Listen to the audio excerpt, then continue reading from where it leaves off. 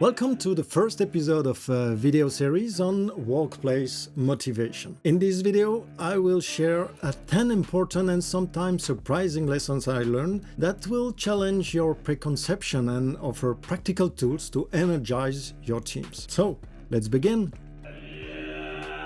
Forget everything you've read about Maslow hierarchy as self-determination and flow. These theories are like unicorn, are beautiful on paper but elusive in real life. The reality on the ground is far more complex and unpredictable than a laboratory setting. Trying to apply these theories in a busy open space is like attempting origami in a tornado. So put away your dusty manuals and prepare to dive into the real world of motivation. Here, we're not dealing with controlled experiments, but with complex human beings influenced by a multitude of factors. Your new mission: observe, adapt, innovate in real time.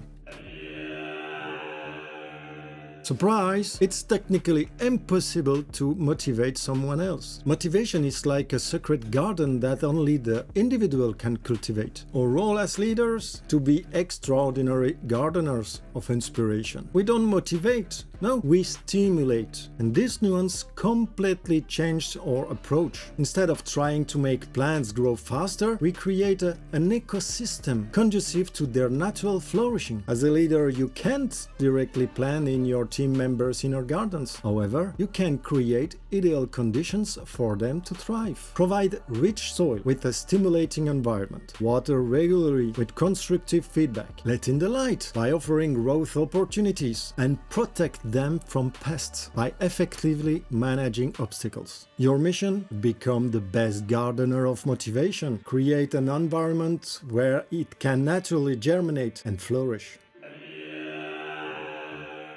Forget abstract motivation. Think concrete mobilization. Companies don't want motivated dreamers, they want mobilizator actors. Mobilization is tangible and measurable action that moves project forward. It's the difference between wanting to run a marathon and actually crossing the finish line. Your new mantra: stimulation, motivation, mobilization. It's like a cooking recipe. Stimulation is your mise en place, motivation is the cooking process, and mobilization is the final dish served. And remember, even the most beautiful soufflé has no value if it stays in the oven.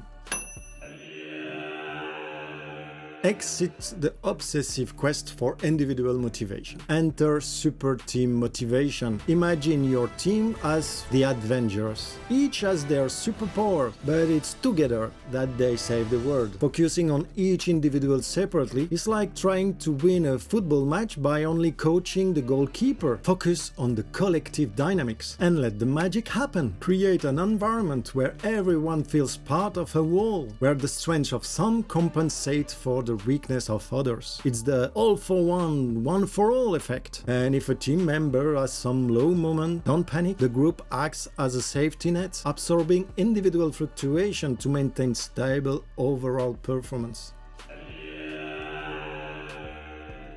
Intrinsic motivation at work is like looking for a Yeti in a business suit. It doesn't exist. At work, we need boundaries and objectives. Imagine for a moment an office where everyone only did what they liked, when they liked. It will be total chaos. So create a balanced cocktail between pleasure and professional requirements. It's like preparing a smoothie. A bit of fruit, lot of vegetable, and a pinch of protein for a tasty and nutritious result. The idea is to find the right balance between personal fulfillment and business necessities. After all, even the most passionate artists sometimes have to paint for commission.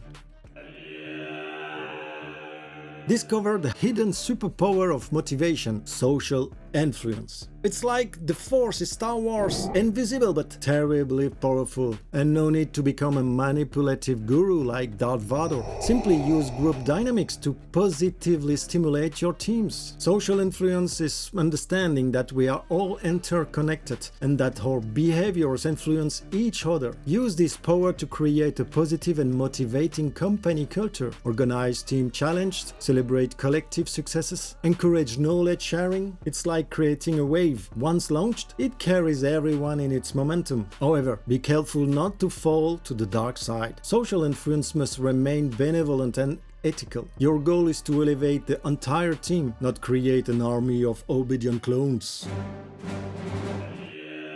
Surprise! Salary is the primary source of motivation at work. Who would have thought? It's a bit like discovering that Superman needs to eat. It seems obvious once you think about it. Let's face it, we don't work only for glory. Salary is the foundation of the motivational pyramid. It's what allows your team members to pay their bills, feed themselves, and have a roof over their heads. Without this solid foundation, all your other attempts at motivation will be as effective as trying to build a sandcastle on jelly. So make sure this foundation is solid before aiming for the stars. A fair and competitive salary isn't everything, okay, but it's an excellent starting point. It's like having good shoes to climb a mountain. It won't make you reach the summit of its own, but it will give you a significant head start. And beyond!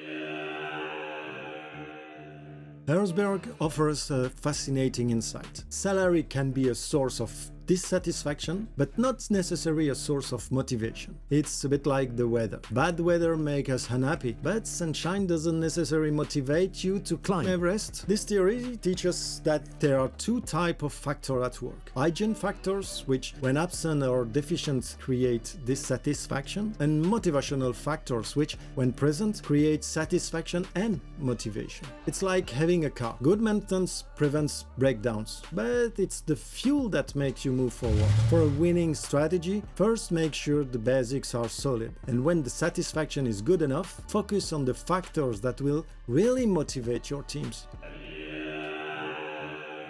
Caution, slippery slope ahead. Guilt can be a powerful lever for mobilization, but beware of side effects. It's like using a flamethrower to light a candle. Effective, okay, but potentially disastrous. Guilt plays on our fundamental need to belong to the group. In business, this can translate into phrases like the team is counting on you, or we really need you to stay tonight. It's effective in the short term, but in the long run, it can create resentment and exhaustion. Use this technique with extreme caution and only as a last resort. Always prefer positive motivation and voluntary engagement. It's like choosing between being an inspiring coach or an authoritarian drill sergeant. Both can get results, but only the first one will create a fulfilled and high-performing team in the long run. Incredible but true. Complainers are often more motivated than the silent ones. An employee who complains is like an active volcano. It rumbles, but it proves there's energy. Okay, it's paradoxal, but the one who complains shows that they're still involved, that they have expectation and hopes. Conversely, beware of silence. An employee who no longer complains may have fallen into resignation, the number one enemy of motivation. It's like a fire going out. Once there is no more smoke, it's often too late to rekindle it. Listen to your complainers, understand them, and transform this energy into a positive force. See their complaint as opportunity for improvement. Maybe they've spotted problem you hadn't seen. Involve them in finding solution. It's like turning a grumpy film critic into a talented screenwriter. You might be surprised by the results. And there you have it. You now have the first 10 keys to implementing the best systemic motivation strategy within your company. If you want to learn more useful tips and tricks to engage your colleagues, subscribe and follow me on the social media. And whatever you do, enjoy yourself. Don't forget, boost the system. Sure, guy, do you hear the sound of work frustration? This is my vibe. This is my vibe. This is my vibe. This is my vibe. Alarm screaming, another day of dreaming. Corporate machine got me silently scheming. Cubicle prison, fluorescent.